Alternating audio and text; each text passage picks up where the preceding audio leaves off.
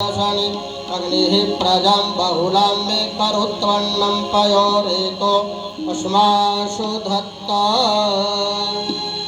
आरती अति पावन पुराण की, आरती अति पावन पुराण की, धर्म भक्ति विज्ञान खान की, धर्म भक्ति विज्ञान खान की, महापुराण भागवत निर्मल, महापुराण भागवत निर्मल, सुख मुख विगलित निगम कल्प फल, सुख मुख विगलित निगम कल्प फल, परमानंद सुधारस में कल, परमानंद सुधारस में कल, लीलारती रस रस निधान की, लीलारती रस परिधान की, आरती अति पावन पुराण की, आरती अति पावन पुराण की, कलिमल मथली त्रिताप निवारिणी, कलिमल मथली त्रिताप निवारिणी, जन्म मृत्यु में भव भय मारिणी, जन्म मृत्यु में भव भय मारिणी, सेवत सतत सकल सुखकारिणी, सेवत सतत सकल सुखकारिणी, सुम हो सधि हरि चरित गान की, सुम हो सधि हरि चरित गान की, आरती अति पावन पुराण की, आरती अति पावन पुराण की, विषय विलास विमोह विनाशिनी, विषय विलास विमोह विनाशिनी, विमल विराग विवेक विकासिनी, विमल विवेक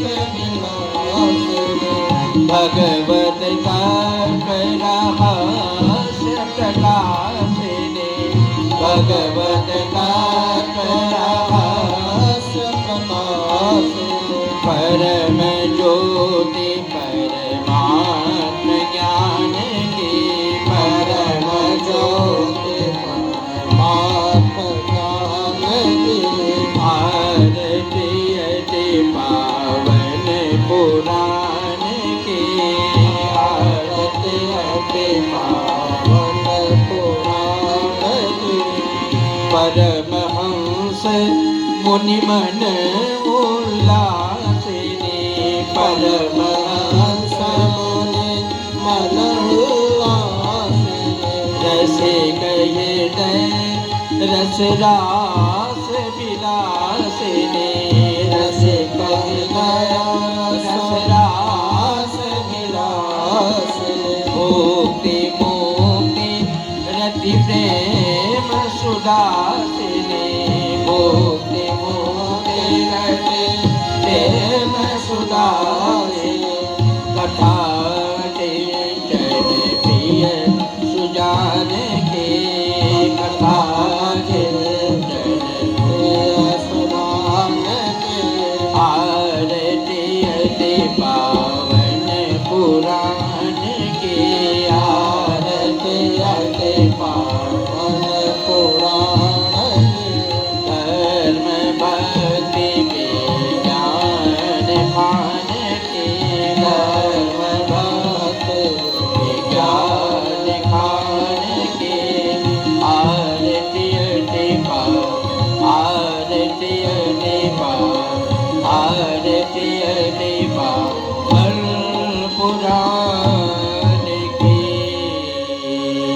आहारार्तिक्यं समर्पयामि जलेन शीतलीकरणं पुष्पैरवाभिवन्दनं आहारार्तिक्यग्रहणं हस्ते अक्षतपुष्पाणि गृहीत्वा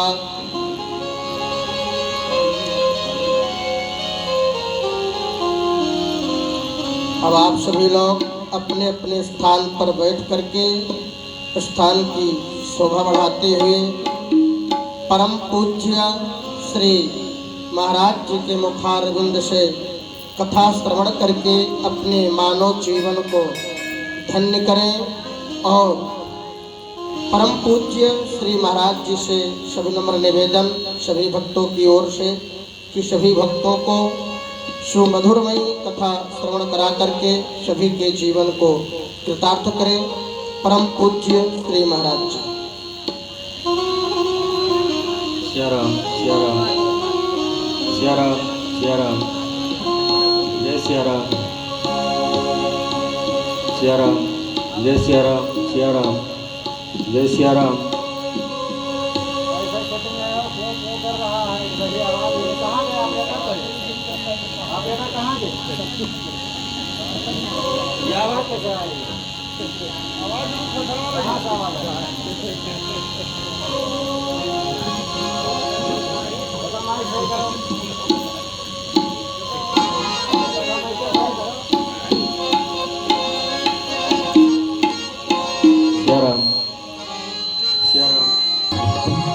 गोपाला गोपाल गोविंद गोविंद गोपाल भज गोविंद गोविंद गोपाल भज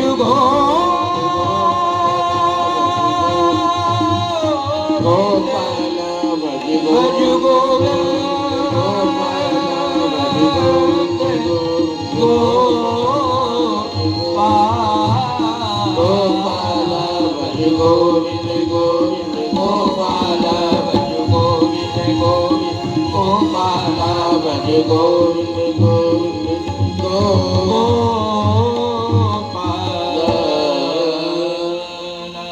बोलिए भागवत भगवान की जय। आज श्री राधा कृष्ण श्री भागवत भगवान की पावन असीम अनुकंपा से आप सभी लोगों को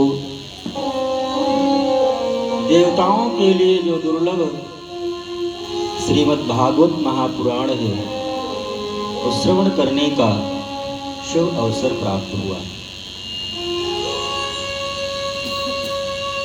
जब जन्म जन्मांतर कि जब पुण्य सुकृत उदय होते हैं तब ऐसा शुभ अवसर मानव को प्राप्त होता है।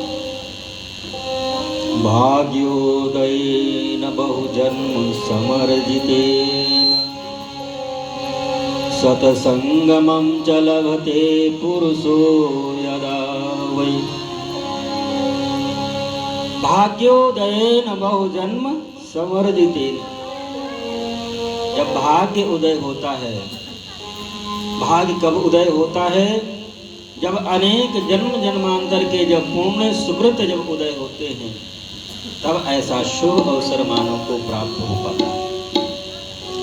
जन्मांतरे भवेत् पुण्यम तदा भागवतम लभेत्। जब बहुत पुण्य और सुकृत जब उदय होता है, भगवान की जब बड़ी कृपा होती है, तब भागवत श्रवण करने का अवसर प्राप्त हो पाता है।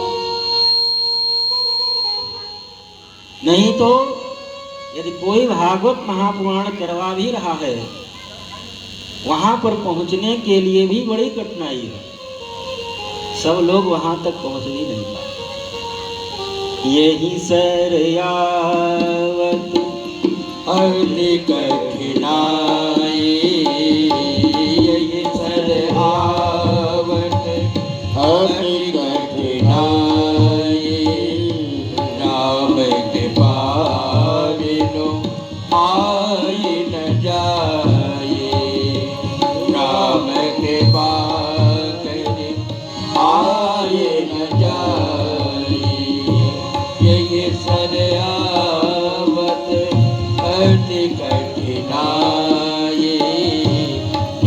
अवसर आवत अति कठिनाई, राम कृपा तेरी आए न जाए। सत्संग में, कथा में जाने में बड़ी कठिनाई है। जब भगवान की कृपा होती है, संतों की कृपा होती है, भागवत भगवान की कृपा होती है, तभी वहां तक पहुंच भी पाते हैं। नहीं तो गृह कारज नाना जंजाला, गृह कारज नाना जंजाला, ते अति दुर्गम शैल विशाला, ते अति दुर्गम शैल विशाला। गृह कारज नाना जंजाला, घर परिवार मकान दुकान, ये भगवान की जो माया है इसी में उलझा रहता है।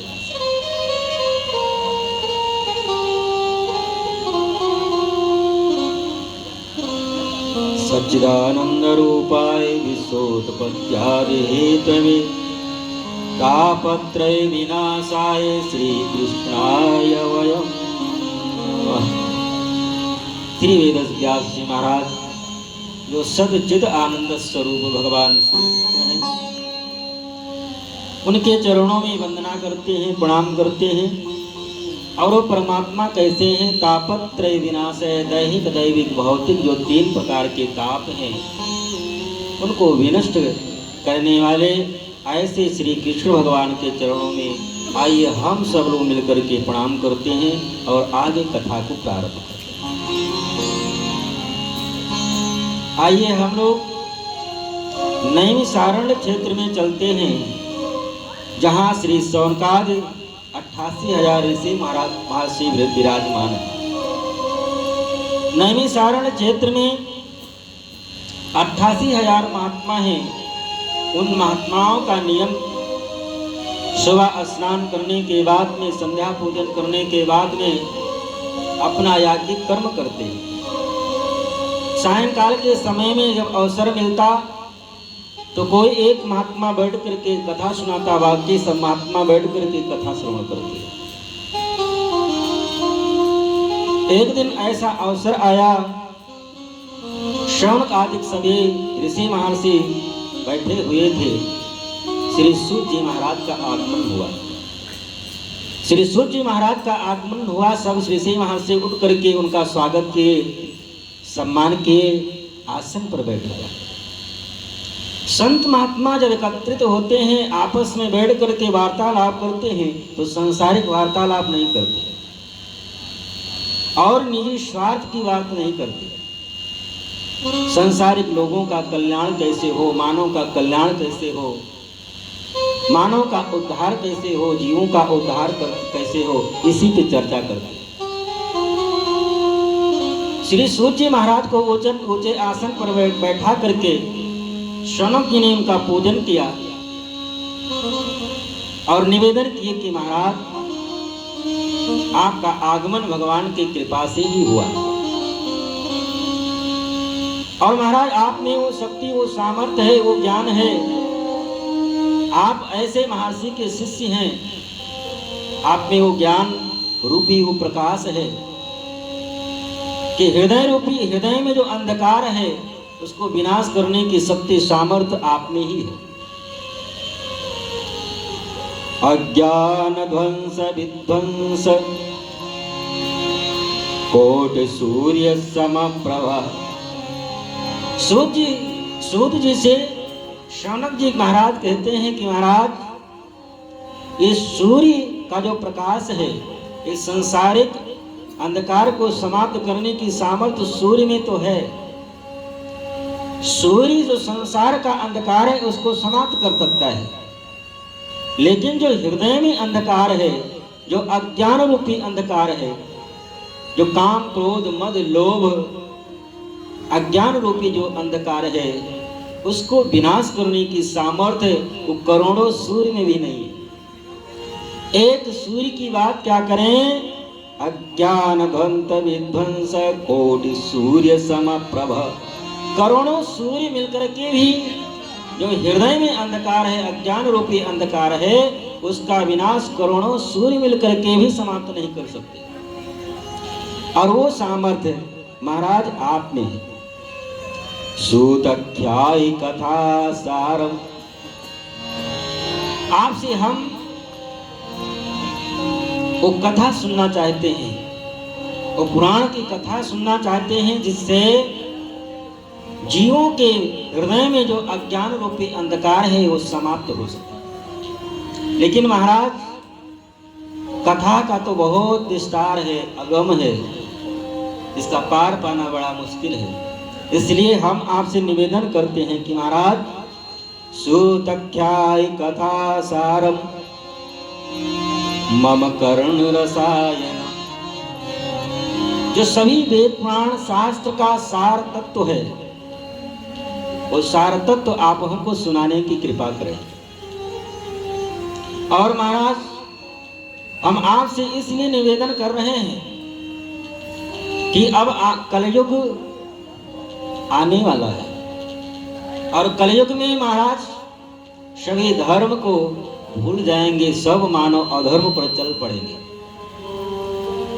अन्य युगों में मानव की आयु करोड़ों वर्ष, लाखों वर्ष, हजारों वर्ष हुआ करती थी, लेकिन अब कलयुग में मानव की आयु मात्र 100 वर्ष से भी कम की होगी। और उस कम आयु में भी, कम समय में भी उन मानव का उद्धार कैसे हो, ये आप हमको बताने की कृपा करें।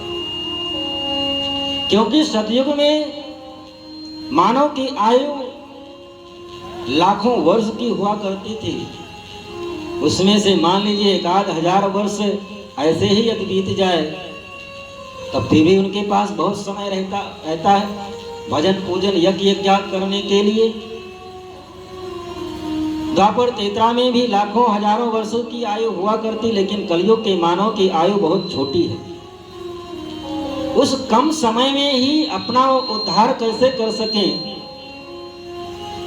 वो उपाय आप हमको बताने की कृपा करें। श्री सूत जी महाराज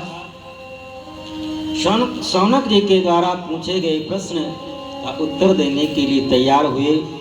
श्री सूत जी महाराज कहते हैं कि आपने जो प्रश्न किया बहुत ही उचित प्रश्न किया। जो खड़े हैं भैया बैठ जाएं, खड़े होकर के कथा नहीं सुनना चाहिए।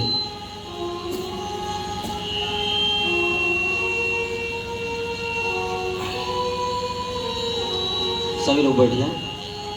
श्री सूत जी महाराज कहते हैं कि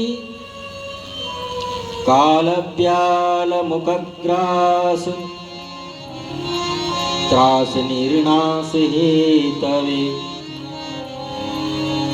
सूत जी महाराज कहते हैं कि वास्तव में वैसे भी कलयुग के मानव की आयु बहुत छोटी होगी, और उसमें भी एक काल रूपी जो व्याल है ये हमेशा अपने मुख को फैलाए बैठा रहता है। कब किसको अपना ग्रास बना ले किसी को कोई कुछ पता नहीं। दुर्लभो मानुषो देहु। सूत जी महाराज कहते हैं कि वैसे भी ये मानव का शरीर बड़ा दुर्लभ है। 84 लाख योनियों में ये मानव का जो शरीर है परमात्मा ने बड़ी कृपा करके दिया। दुर्लभो मानुषो देहु, ये दुर्लभ मानव का शरीर, लेकिन देहिनाम क्षणभंगुरम, ये शरीर कब छूट जाए इसका किसी को कोई पता नहीं। लोग कहीं तीर्थ यात्रा करनी हो या कहीं बाहर जाना हो तो 10-15 दिन महीना भर के पहले से ही व्यवस्था बनाते हैं कि ये रिजर्वेशन का टिकट, ये खाने पीने का सामान, ये कपड़ा, सब सारी व्यवस्था पहले से बना करके चलते हैं कि हमको जाना है। लेकिन मानव कभी ये नहीं सोचता कि हम जहाँ से आए हैं वहाँ भी हमको जाना है, वहाँ की व्यवस्था कोई नहीं सोचता। और वहां कब जाना है ये किसी को भी पता नहीं है कि अभी जाना है कि कल जाना है कि वर्षों के बाद में जाना है। वो वहां मानो कभी वहां के बारे में नहीं सोचता कि जिस परमात्मा ने कृपा करके मानव का शरीर दिया है उस परमात्मा के पास जाना भी है। ये मानव का शरीर परमात्मा ने क्यों दिया? क्या खाने पीने मौज मस्ती उड़ाने के लिए ही?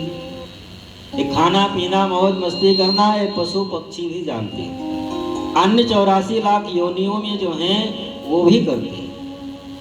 ये मानव का शरीर परमात्मा ने केवल कृपा करके इसलिए दिया कि ये मानव शरीर के द्वारा ही भजन हो सकता है, ये मानव शरीर के द्वारा ही पूजन हो सकता है, ये मानव शरीर के द्वारा ही हम कथा श्रवण कर सकते हैं, ये मानव शरीर के द्वारा ही साधु संतों की सेवा कर सकते हैं, ये मानव शरीर के द्वारा ही तीर्थ यात्रा कर सकते हैं। जितना भी धर्म कर्म है ये मानव शरीर के द्वारा ही हो सकता है। नहीं तो जीवों में सबसे बड़ा शरीर हाथी का है, लेकिन हाथी को सबसे बड़ा शरीर पाकर के भी हाथी को इस सौभाग्य प्राप्त नहीं है कि वो बैठ करके भगवान की कथा को श्रवण कर सके। हाथी को ये सौभाग्य नहीं प्राप्त है, वो भजन नहीं कर सकता, वो पूजन नहीं कर सकता, तीर्थ यात्रा नहीं कर सकता, अपने बड़ों की सेवा नहीं कर सकता, वो तीर्थ यात्रा नहीं कर सकता। ये केवल ये सौभाग्य प्राप्त है तो केवल मानव को ही प्राप्त है। इसीलिए बाबा गोस्वामी तुलसीदास जी को लिखना पड़ा, बड़े भाग्य मानुष तन पावा, बड़े भाग्य मानुष तन पावा, सुर दुर्लभ सद तन गावा, सुर दुर्लभ सद तन गावा, बड़े भाग्य मानुष तन पावा, बड़े भाग्य मानुष तन पावा। ये मानव का शरीर बड़े भाग्य से मिला है, परमात्मा ने बड़ी कृपा करके दिया है। इसलिए मानव शरीर जो मिला हुआ है, जिस कार्य के लिए भगवान ने कृपा करके दी है उस कार्य को ही करना चाहिए। श्री सूत जी महाराज शौनक आदि ऋषियों से कहते हैं कि महाराज इस श्रीमद् भागवत महापुराण की कथा की महिमा जितनी गाई जाए उतनी कम है, और श्रीमद् भागवत महापुराण को मानो एक बार श्रवण कर ले, जीवन में कुछ कर पाए या न कर पाए, उसका कल्याण निश्चित रूप में होता ही है। श्रीमद् भागवत महापुराण की महिमा को बताते हुए श्री सूत जी महाराज कहते हैं कि जिस समय राजा परीक्षित को श्री सुखदेव जी महाराज कथा सुनाने के लिए बैठे, स्वर्ग से देवता अमृत का कलश लेकर के आए और राजा परीक्षित के सामने श्री सुखदेव जी महाराज से निवेदन करने लगे कि महाराज आप श्री राजा परीक्षित को ये श्रीमद् भागवत कथा रूपी अमृत का पान कराने के लिए जा रहे हैं, इसलिए कि आज के 7वें दिन को तक्षक सर्प डसेगा, इनकी मृत्यु हो जाएगी। हम स्वर्ग से अमृत लेकर के आए हैं, आप इस स्वर्ग का अमृत राजा परीक्षित को पिला दीजिए, ये मरेंगे नहीं, और ये जो श्रीमद् भागवत रूपी कथा अमृत है ये आप हमको प्रदान कर दीजिए।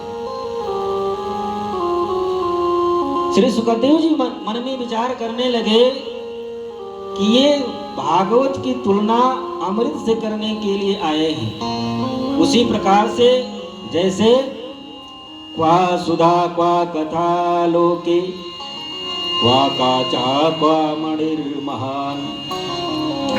श्री सुखदेव जी महाराज ने कहा कि देवताओं तुम कितने बड़े स्वार्थी हो हमको पता है, तुम उसी प्रकार से उदला बदली करने के लिए आए हो जैसे किसी के पास में हीरे का टुकड़ा हो, मणि का टुकड़ा हो, और कोई जाए और एक कांच का टुकड़ा कहे भैया कांच का टुकड़ा ले लो, बदले में हमको मणि दे दो। श्रीमद् भागवत की तुलना अमृत से नहीं की जा सकती, स्वर्ग की अमृत से नहीं की जा सकती। स्वर्ग का अमृत पान करने से अमर तो हो सकते हैं, लेकिन भगवत प्राप्ति उससे नहीं हो सकती। श्री सुखदेव जी महाराज कहते हैं कि अमृत भले ही दुर्लभ है, इस अमृत को प्राप्त करने के लिए देवता और दैत्य दोनों मिलकर के समुद्र का मंथन करके अमृत निकाले थे,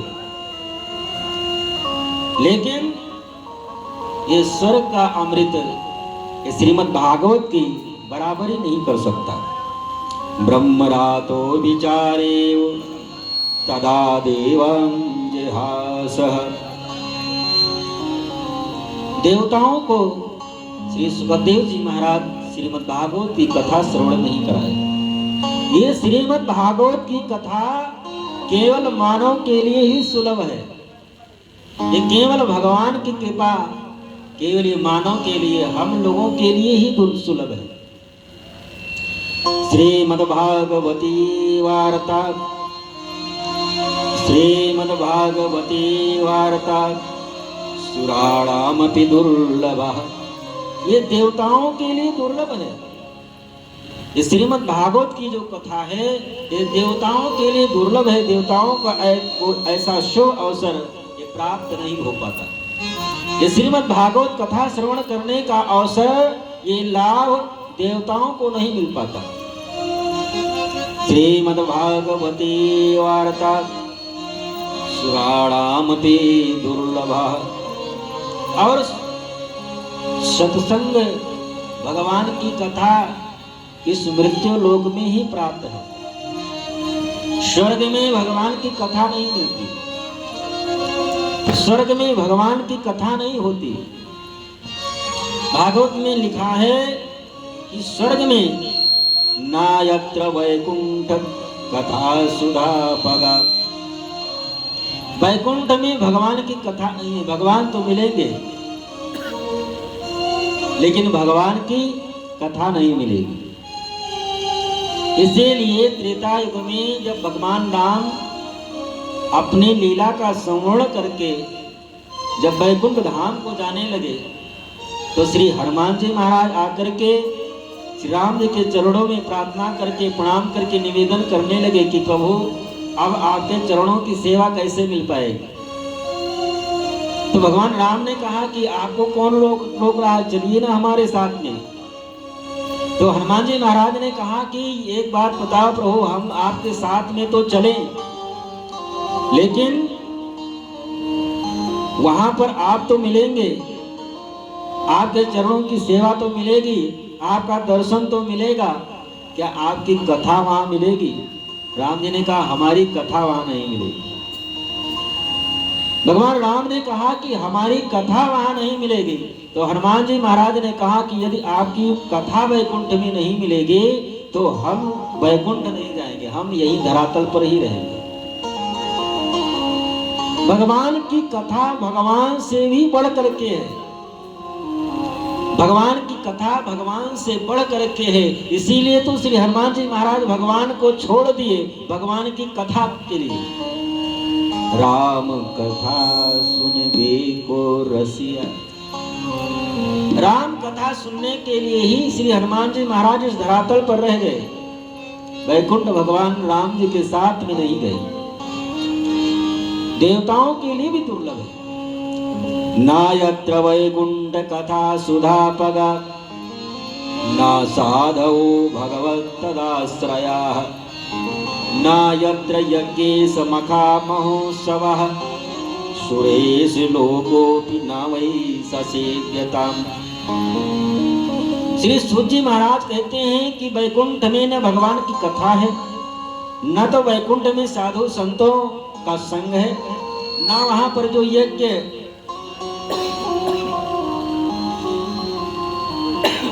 यहाँ पर जो यज्ञ अनुष्ठान करने का सौभाग्य हम आपको लोगों को प्राप्त होता है, ना तो वहां पर यज्ञ होता है। श्लोकोऽपि न वै ससेव्यताम्, ये देवताओं के लिए भी दुर्लभ है। श्री सूत जी महाराज कहते हैं, जब देवताओं को श्री सुखदेव जी महाराज कथा सुनाने से मना कर दिया, वापस लौट करके जाने लगे, ब्रह्मा जी इस दृश्य को देख रहे थे। ब्रह्मा जी देख करके आश्चर्यचकित हो गए, मन में विचार करने लगे ब्रह्मा जी, क्या ये स्वर्ग के अमृत से भी बढ़कर के है श्रीमद् भागवत की कथा? ब्रह्मा जी मन में विचार करने लगे, देखें कि 7 दिनों तक श्री सुखदेव जी महाराज राजा परीक्षित को कथा सुनाते हैं भागवत की। इसके प्रभाव से राजा परीक्षित के साथ में होता क्या? 7 दिनों तक श्री सुखदेव जी महाराज राजा परीक्षित को कथा सुनाए। 7 दिन जब व्यतीत हुआ, कथा जब संपन्न हुई, भगवान नारायण स्वयं विमान लेकर के आए और राजा परीक्षित को लेकर के वैकुंठ धाम को चले। राजा परीक्षित का शरीर वहीं पर पड़ा रहा, तक्षक सर्प आकर के डसता है और राजा परीक्षित की शरीर जलकर के राख हो जाती है।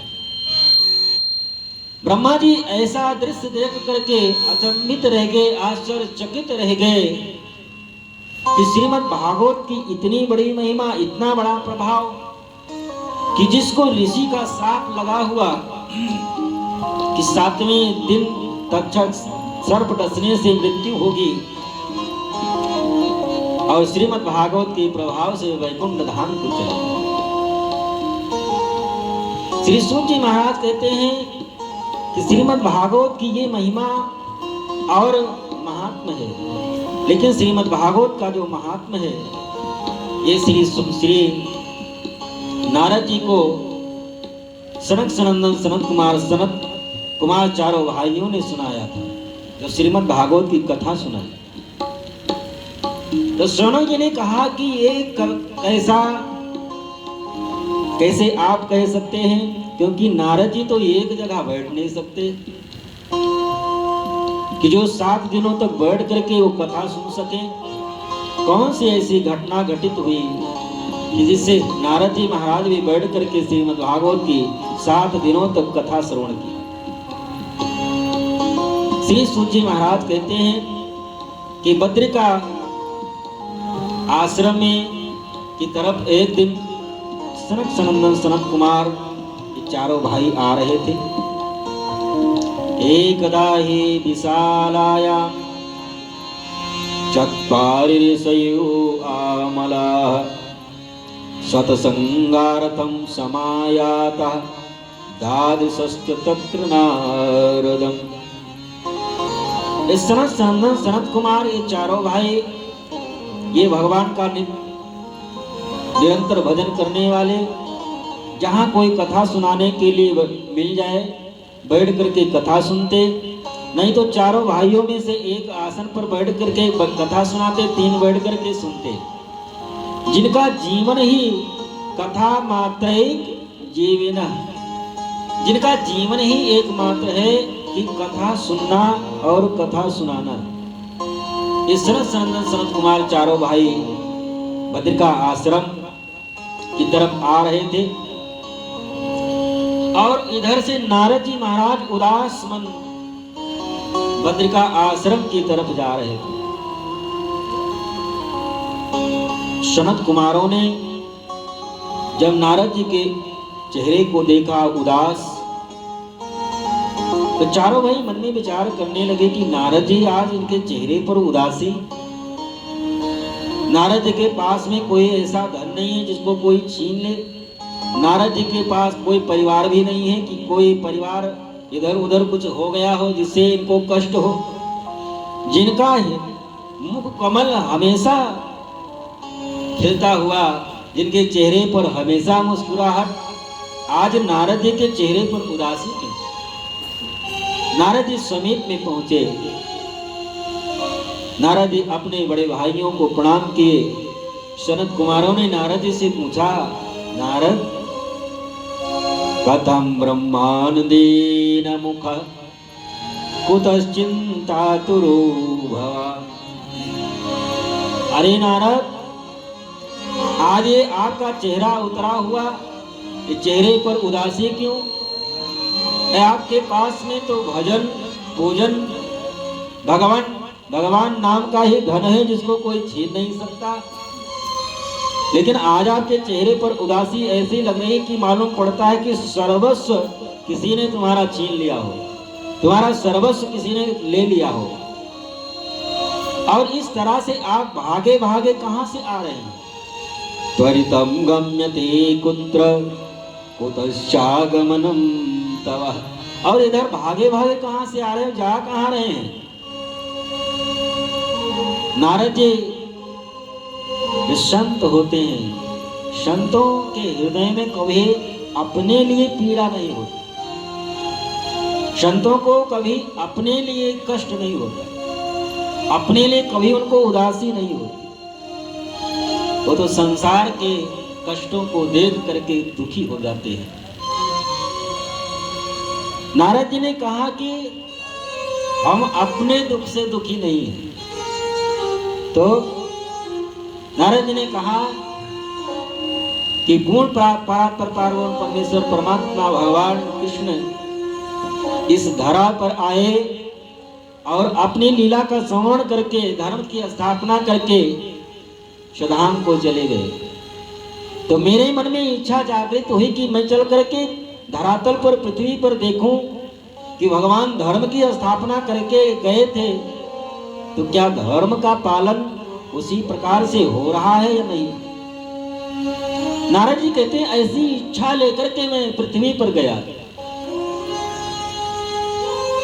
अहम तो पृथ्वी यातो याता सर्वोत्तमामिति।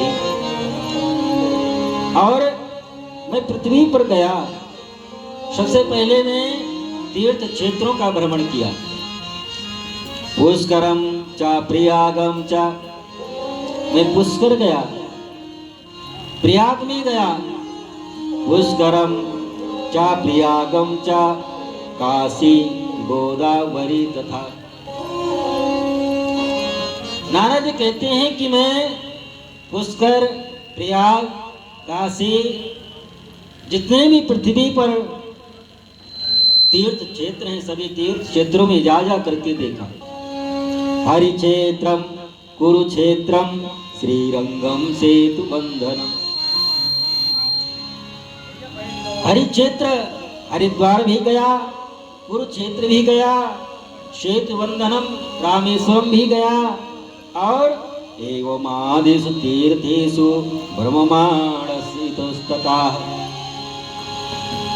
नारद जी कहते हैं कि मैं पृथ्वी पर जाकर के सबसे पहले तीर्थ क्षेत्रों में भ्रमण किया, तीर्थ क्षेत्रों में गया, लेकिन अब लगता है हमको ये कलियुग ने अपना साम्राज्य पूर्ण रूप से पृथ्वी पर स्थापित कर लिया। क्योंकि जितने भी मैं तीर्थ में गया, पृथ्वी पर जितने भी तीर्थ हैं सब जगह गया, लेकिन कहीं पर भी अब तीर्थ का जो महत्व है वो तीर्थ का तीर्थत्व तो नहीं रहा। तीर्थ में भी अब व्यवसाय हो गया, तीर्थ में भी हर चीज का व्यवसाय होने लगा, इसलिए तीर्थ का महत्व, तीर्थ का जो तीर्थत्व है वो अब समाप्त हो रहा है। इसके बाद में नारद जी कहते हैं कलिना धर्म मित्रेण धारेयम बदुताधुना। जो अधर्म का मित्र है कलियुग, हमको लगता है वो संपूर्ण पृथ्वी पर अपना साम्राज्य स्थापित कर चुका है। नारद जी कहते हैं कि फिर मन में विचार आया कि जिन साधु संत ब्राह्मणों के लिए भगवान इस धरातल पर आते हैं, जिस साधु संतों के पूजा पाठ तप के प्रभाव से ये तीनों लोकों का साम्राज्य भगवान स्थापित करते हैं, उन संतों के यहाँ चल करके देखूं। नारद जी कहते हैं कि जब मैं संतों के आश्रम में जाकर के देखा तो पाखंड निरता संतो, पाखंड निरता संतो विरक्ता सा परिग्रहा। नारद जी कहते हैं कि इस समय जो जितना बड़ा पाखंडी हो लोग उतना बड़ा ही उसको संत मानते हैं। जिसके पास दाढ़ी जटाजूट बड़ा बड़ा 10-20 लग्जरी गाड़ियां, 100-200 करोड़ का बैंक बैलेंस, बड़ा बड़ा मठ हजारों की संख्या में जिसके चेला पर चेला, सबसे बड़ा संत उन्हीं को मानते हैं। जो जितना बड़ा पाखंडी हो इस कलयुग में उसको उतना बड़ा ही संत लोग मानते हैं। और विरक्ता सा परिग्रह, जिनको विरक्त मानते हैं वही सबसे बड़ा संग्रह करता है। तपसी धनवंत दरिद्र की, तपसी धनवंत दरिद्र की,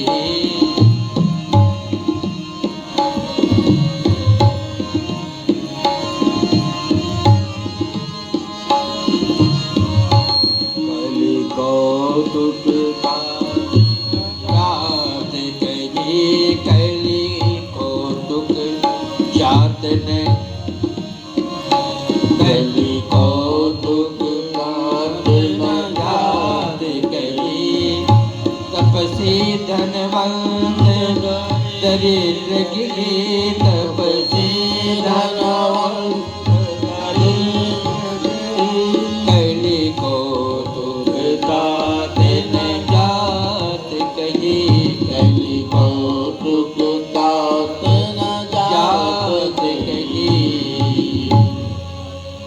नारद कहते हैं कि जितना बड़ा पाखंडी उतना बड़ा ही संत कलयुग में माने जाते। और कलयुग में हर दिन एक भगवान भी पैदा हो जाते हैं। आजकल अपने यहाँ 33 कोटि देवता, ब्रह्मा